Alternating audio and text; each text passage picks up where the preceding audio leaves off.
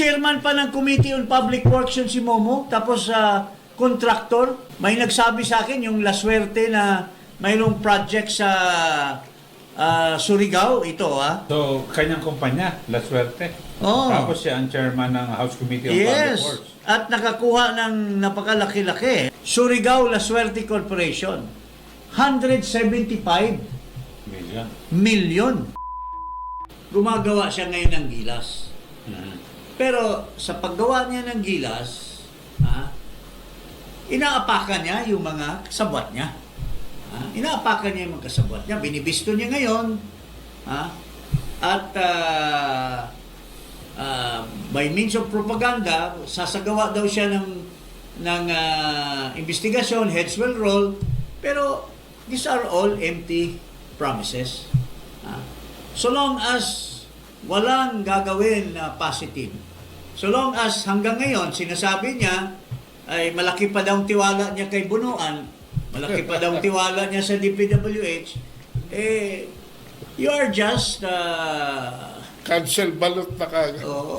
wala kang seriousness, wala kang dedikasyon sa mga ano. But let's start. Ilatag muna natin yung kanyang SONA in 2024, whereby he praised the flood control program. He praised, pinagyayabang niya yung 5,500 flood control projects. So, ito, pakinggan natin. Ang hagupit ng La Nina at mga matinding pag-ulan naman ang ating binabantayan at pinaghahandaan. Mahigit 5,500 flood control project ang natapos na at marami pang iba ang kasalukuyang ginagawa sa buong bansa. So, noong 2024, all praises siya. Pinagyabang niya yung 5,500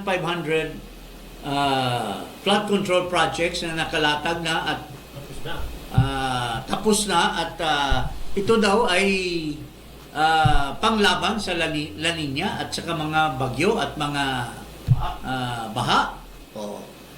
So, natapos yon after 1 week, nawala yung kanyang pinagdadaldal, nawala yung kanyang pinagyayabang kasi God's will, nagbaha ng todo at wala naman, sabi ng taong bayan, paring Eli, paring Ado, nasaan yung 5,500 projects?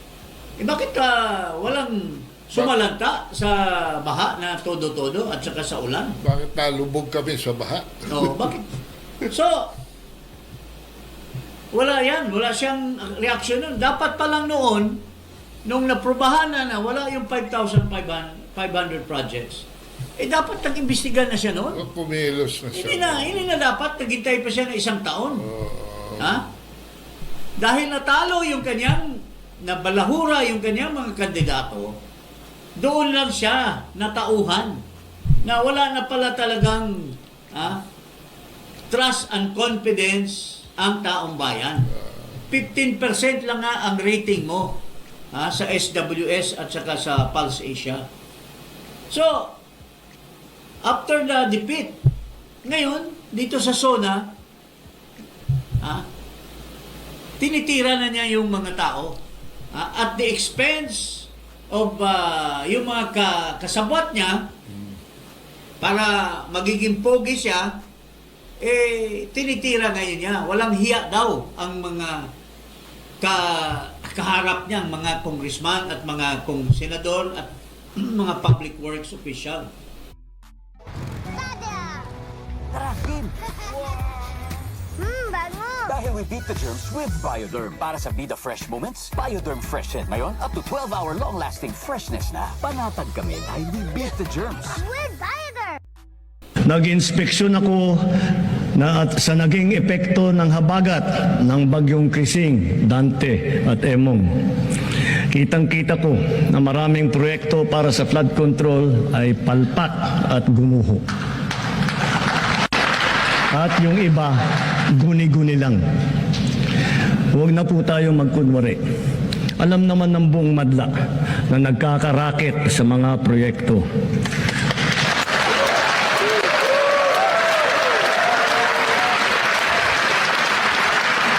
mga kickback, mga initiative, errata, SOP, for the boys. Kaya sa mga nakikipagsabwatan upang kunin ang pondo ng bayan at nakawin ang kinabukasan ng ating mga mamamayan, mahiya naman kayo sa inyong kapwa Pilipino.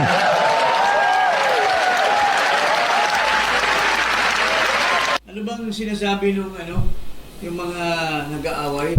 Tik-tik mo pare. Ano ba yung mga gano'n? Nek-nek mo. Nek-nek mo. Tik-tik mo. Nek-nek mo, Marcos. Bakit ngayon lang? Ha? Bakit noong July mo lang?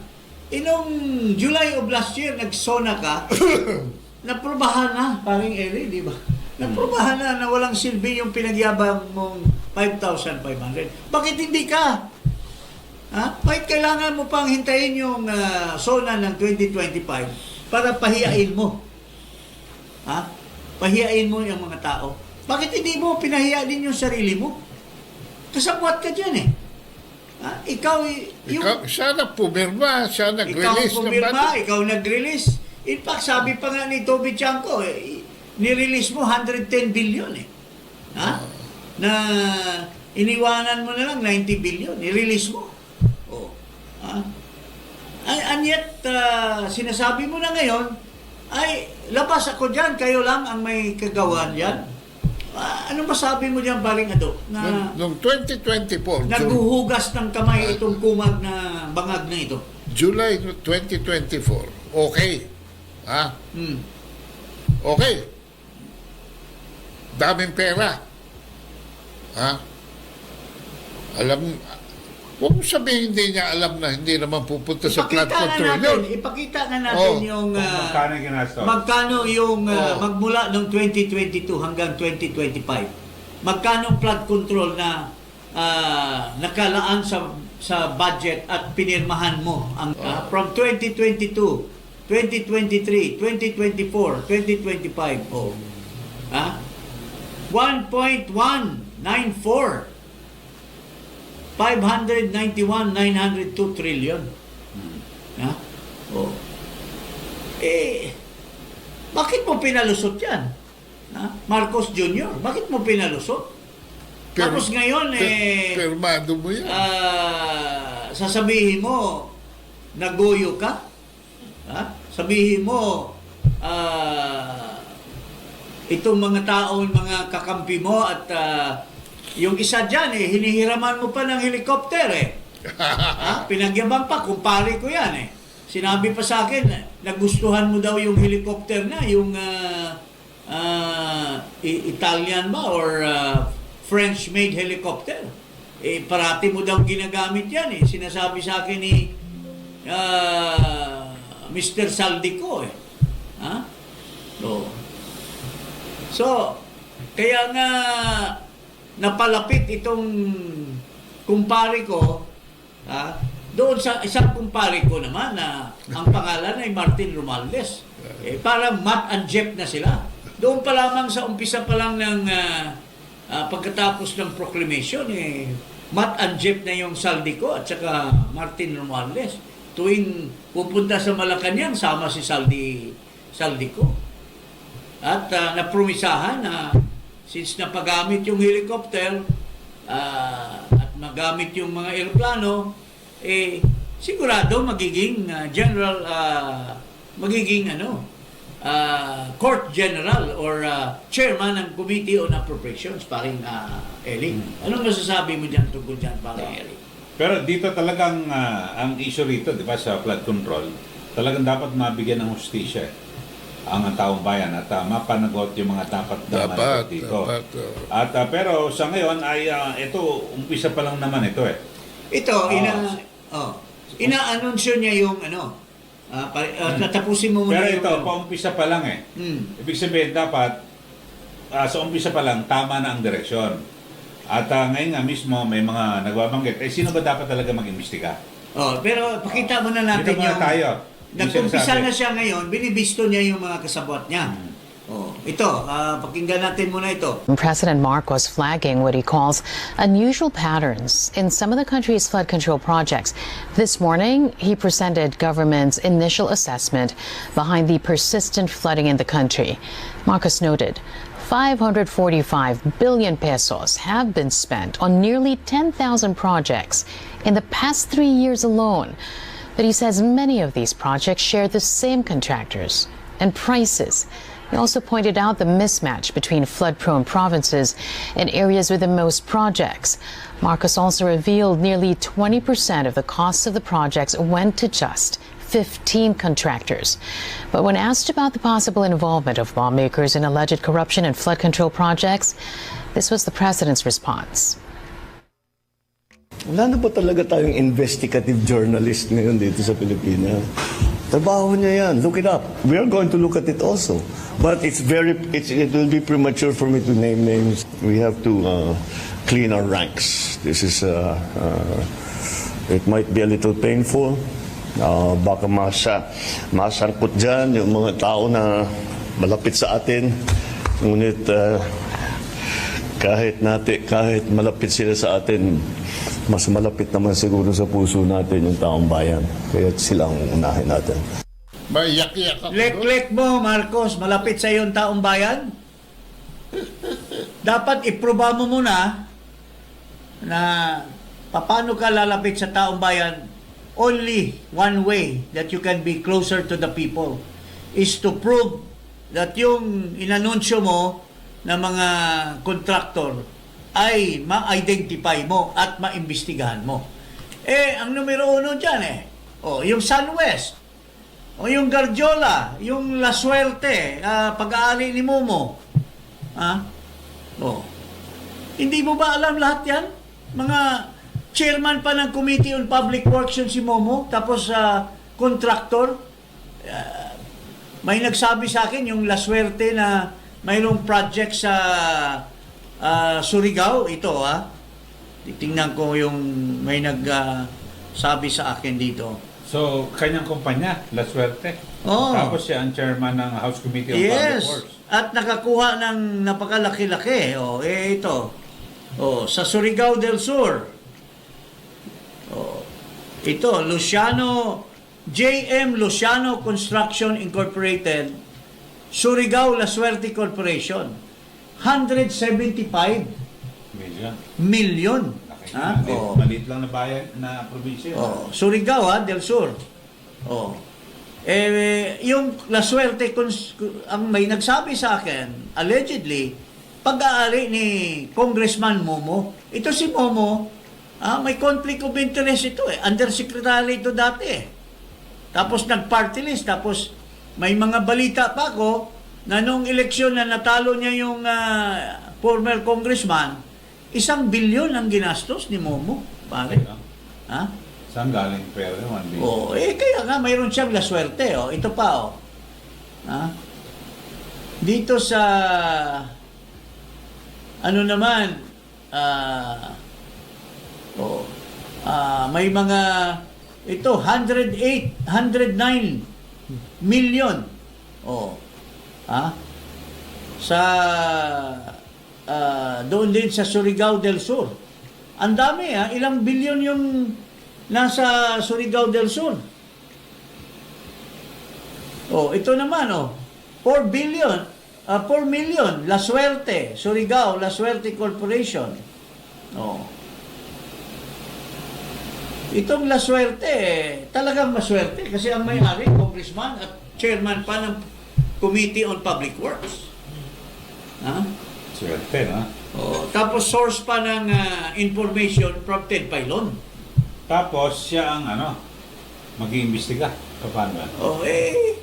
Siyempre, nag-imbestiga ng ating kaibigan na si Terry Ridon, napakabilis, only for the purpose of covering up. Kasi pinatawag ni Ridon kaagad si Bunuan at gumawa na kaagad ng cover up. Wala daw siyang alam. Senaryo Yung kaagad. sinabi daw nung political blogger ay hindi daw totoo.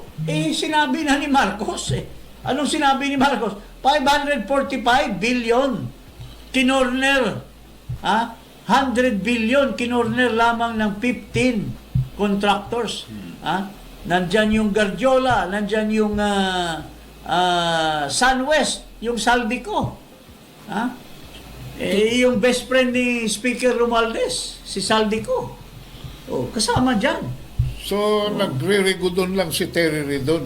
Nagre-regodon lang yan. Wala namang katuturan yan kasi Bobo naman yan. alam mo kasi si Terry Ridon, dieta yan for so many years. So gustong bumawi. Wow. Gustong bumawi agad. Oh. Sabihin siguro ng kontraktor na ipapatawag niya, boss, ang lagay ba boss? Wag mo muna ako ipatawag. Tayo mag-usap na lang tayo dito sa tabi-tabi. Sasabihin yan eh. Bukas si Bunuan, nagmatrikula na eh. Nagmatrikula na siguro.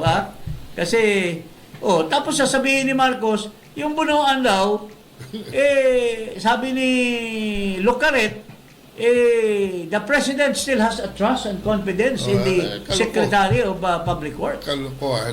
Oo. Dapat, ang una niyang gawin, dahil involved si Bunuan dyan, o at least yung opisina ni Bunuan, preventive suspension muna si Bunuan at the very least. Ito, anong sinasabi nitong Manny Bunuan na ito? Are not banned daw. Politicos who are contractors themselves are not banned from bidding. Yung mga kamag-anak. Yung mga kamag-anak, yung mga kapatid, yung mga anak are not banned from So, bidding. hindi pala bawal. Hindi pala bawal. Hindi niya pinagbawal. Hindi niya pinagbawal. I think ito nga kasi, the findings that the President sinabi niya kahapon were based actually dun sa binigay naming listahan as he instructed us to submit lahat ng mga completed flood control projects na natapos namin from the July 2022 up to May 2025. So, nandun doon lahat kasi yung mga details na pinadala namin. But even with that, actually, sa department, I have already dispatched special teams actually to look into all these flood control projects. Kasi yung data na binigay namin are actually yung monitoring information only, no? But the actual conditions of projects hindi ko kasama dun sa information na yon. So, I think ang important dito is ma-validate din namin sa field kung anong status yung mga projects na ito. Opo. Pero hindi ba weird yun, Secretary, na ang nakakopo ng 20% ng proyekto ay 15 kontraktor? Ibig sabihin sila lang paulit-ulit. Sila palagi nakakakuha. Oo. Well, ito nga titignan din namin how this came about, no? Kasi, so the President has noticed that 20% in value, no? 20% of the amount napunta sa 15 kontraktor. So, Opo. well, as we pointed out, there are actually 9,855 completed flood control projects during the reporting period na binigay namin. But certainly, we'll have to look into bakit 20% of the value, 500 billion megit, nakuha dito sa 15 contractors din. Sabi ni Bunuan, nag-dispatch na daw siya ng mga investigator. Special teams. Special teams.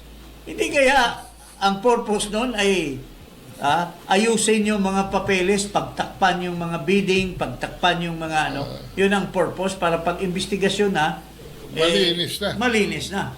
Isn't that the way it should be? Para for protection. Baka sabi ni Marcos, Manny, lakad ka na. Kasi, kunyari, titirahin ko dito, pero protektahan mo yung mga kaibigan natin. Ayusin mo yan. Hindi ba ganun ang usapan? Ayusin mo yan. Kasi kung ikaw, lek-lek mo, Marcos, kung ikaw ay talagang seryoso, na gusto mo talagang makita at maprubahan na yung pinagyayabang mo doon sa speech mo at pinapahiya mo yung mga pumapalakpak doon at pinipraise ka ng taong bayan na gumagalaw, dapat ipakita mo. And the first thing that you should do is not to mobilize the DPWH. Instead, you should have come up with an independent body to check. Dapat ang timano, Saan ka ba preventive magagawa? suspension si Bunuan. Yung magnanakaw, yun din mong pinag-imbestiga nung Yung nakaw na nangyari. Magsalita kayong dalawa, mga kumpare.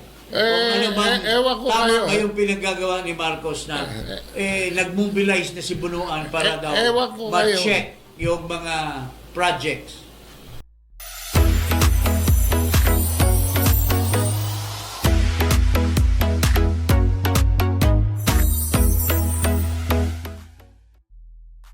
Tama ba yun? Ewan ko kayo, pero ako hindi naniniwalang hindi kasabwat si Bunuan dyan. Isa sa mga dyan, galamay sa executive branch. Opisina nga nagkukontak ng bidding. Nagpo-provide ng funding yung house. Pagdating ng ay sus Mario Joseph. In a proper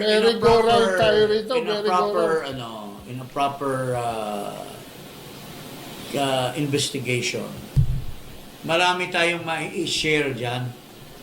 Mayroon akong isang kaibigan na congressman, lumapit sa akin at kinausap ko yung bata-bata nung namumuno dyan sa Kongreso. Nabigyan siya kaagad ng flood control project. So, pinupulot lang nila. Pero mayroong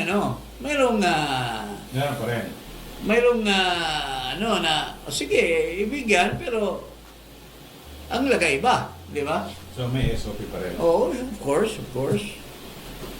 Kaso, mahina yung congressman na yun, inagaw pa ng gobernador. Yung kanyang project. Loko-loko yung gobernador dyan sa kanyang distrito. May mga bataan din, modus operandi pala dyan sa gobernador na yan, na yung kanyang mga tagabigay, mga kontraktor. At in-intercept lang kaagad yung proyekto na punta doon sa kontraktor ng gobernador. For the understanding of our listeners, meron ba kayong anatomy kung how much percent goes to like that? Pare, ganito yan May breakdown ba tayo? Ganito yan ang setup dyan, yung small committee na sinasabi ni Ng Congress, small committee ng Congress. Toby Chanko, yun ang may say. Itong pinakapangulo na bataan nung pinakamataas dyan na opisyal sa House of Representatives, minensyon na nga ni Marcos yung kanyang kumpanya. Araw sa ano ba yung araw sa ano ba yung West sa Tagalog? Kanluran. Araw sa Kanluran, yun ang pangalan ng kontraktor na yan. Southwest. Araw sa Kanluran. Yun ang nagkakamada. Mayroon siyang dalawang ahente. Yung isa, party list congressman. Yung isa, dating party list pero chairman na ngayon at saka district congressman na. Wow. Yun ang nagdi-distribute sa mga contractors.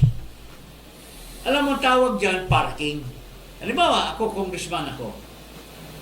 Mayroon akong sariling project. Pero, sasabihin ng contractor, boss, pwede ba ako dyan? Pwede ba tayong makakuha ng listahan mo? So yung congressman na bata niya yung district engineer, gagawa ng mga listahan ng flood control. 100 million flood control in this particular barangay, 100 million flood control. So, palagay natin 500 million. So, sabihin ng kontraktor doon sa dalawang assistant ng may-ari ng kanluran, araw sa kanluran, itong dalawang sidekick niya, yun ang mag-aano doon sa kontraktor. O pa-parcel out. Kaya makikita mo sa sinasabi ni Marcos, yung mga contractors ng mga favorite ditong dalawa, sila rin kasali. Itong si Gardiola, kasali yan eh. Ang daming projects yan eh. Kaya nga nakakabili ng helicopter yan, nakakapatravel ng kanyang, alam na, nagsasapari pa eh. So, yun ang nagdi-distribute. So, ang ano dyan, 25% kaagad. Kanino yun? 25%? Dito, Sa grupo? Sa grupo. Okay. Tapos, yung congressman na nag-request sa kanyang district engineer na magbigay ng listahan kasi ipa-parking, ang tawag niyan, parking doon sa kanyang distrito. 5% yun. Between 3 to 5%. So 30% na. 30% na. Walang kahirap-hirap Siyempre, yan, yung kontraktor kikita pa. Siyempre, babayaran din ng ang kontraktor, kikita dyan between 50 to 20%. Babayaran yung bidding committee. Yung chairman ng bidding committee. Yung district engineer, bibigyan niya. Kaya baka 30-20% na lang yung mapunta sa project. So substandard talaga. Substandard. Tama nga si Mayor Magalong, I agree with him yung mga sinasabi niya na these are how things are being done. So, kaya sila Lacson, nasasabi niya na itong 2025 is the most corrupt budget ever. And sinong nagpirma? Sinong nagpirma sa most corrupt budget ever? Si Marcos Jr. Pero alam ko na delay pa ang signing niya, di ba? Inayos pa Kasi kanyang. kasi nagyabang siya.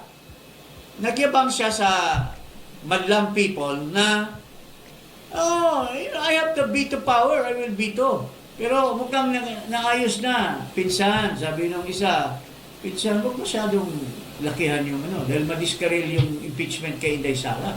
Mayroon na tayo nakalaan dyan. So sabi, pinsan, 21 billion lang ang tanggalin mo para pakitang tao. Pirma naman yung bobo na yan. Di ba? Ganun ang nangyayari, paring Eli.